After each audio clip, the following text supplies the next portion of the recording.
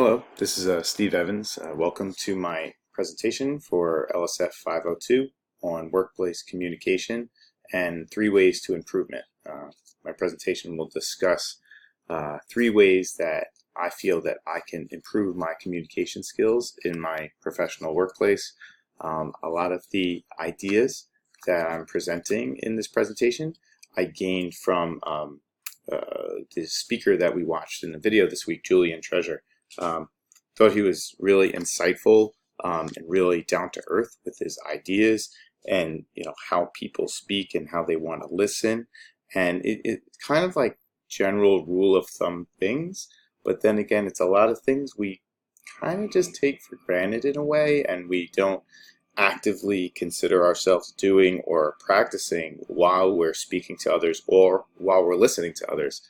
I often see this a lot in my day-to-day communications, whereas some people you're talking to, they're just waiting for you to finish. They're not paying attention to what you have to say. They honestly, sometimes I feel like they don't care. So those types of people would really benefit from understanding what it means to listen and ways to listen better. So maybe they should give Julian Treasure a watch.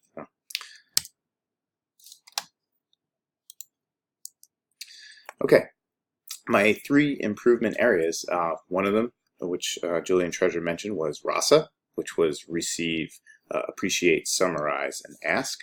RASA was just a general acronym for how to consciously practice proper listening skills. And it's actually, like I said, it's kind of common things, but then again, it's a way to remember them. So in RASA, you have the R for receive. So you want to face people and maintain eye contact. Seems pretty obvious, but then again, a lot of people don't. They're kind of looking off into the distance, wondering when the conversation is going to be over. You want to give the person who you're listening to your full undivided attention. If somebody else comes into the conversation, you don't want to just blow off that person and bypass them while they're speaking. A is for appreciate. You want to be conscious and do not make like affirmatory noises. So just kind of like it sounds like you're kind of blowing them off again. And I'm very conscious to not do that. I'm trying to always absorb what whoever's speaking to me has to say and not comment in between. I also try to pay attention to any visual cues that I'm giving them. So it's hard being Italian. You kind of speak with your hands and with your face. So I try to not make facial gestures at all when I disagree with a point. I might make them afterwards, but it's just something that you need to be conscious of. And another suggestion that Julian Treasure made, which I'm going to try to do, is keep it light. Be conscious of what's being said to you, and just kind of be natural to people and be curious about what they have to say.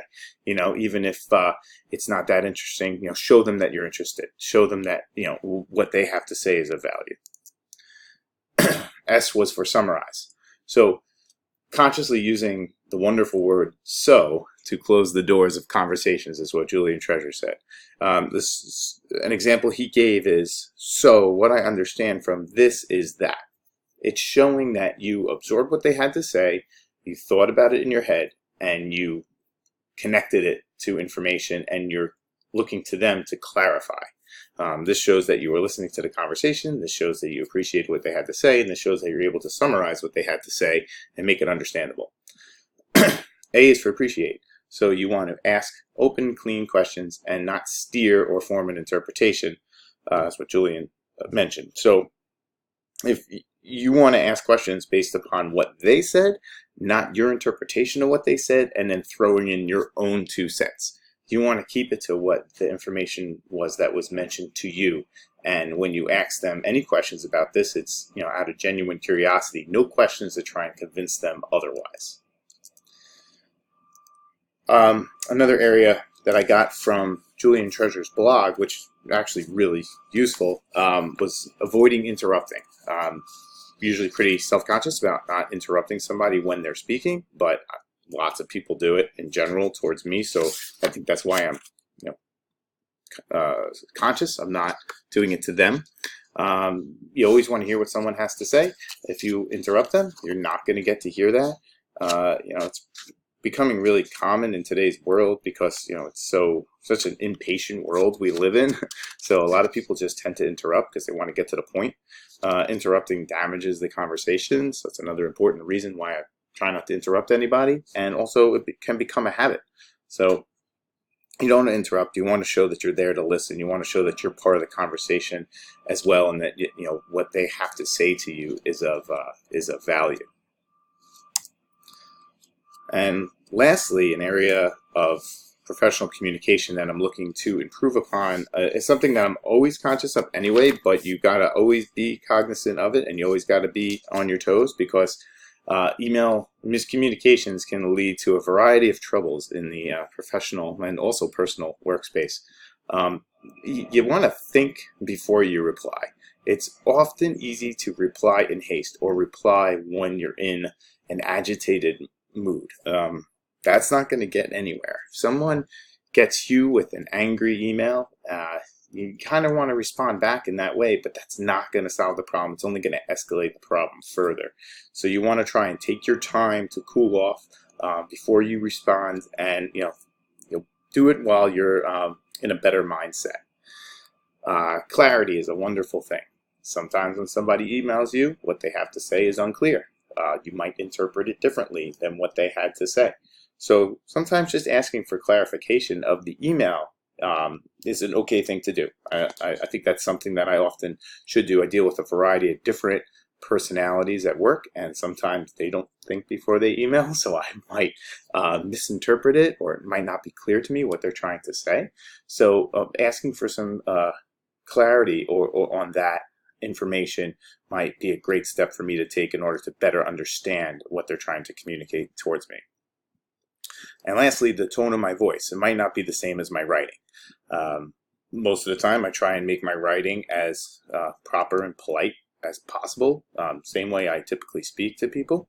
But then again, some people might read it differently or read the words differently, and the way I wrote it out to them might be interpreted in a negative manner, and they might not feel that I had the best intentions with that reply. So, proofreading an email before it goes out to a party who you don't actively exchange emails with is always a best practice. I oftentimes, if I have to email out something to someone who I know can be a bit sensitive to communications, I'll often have somebody else read it before I send and be like, would you find this offensive in any way? So it's just that kind of second step I'll take.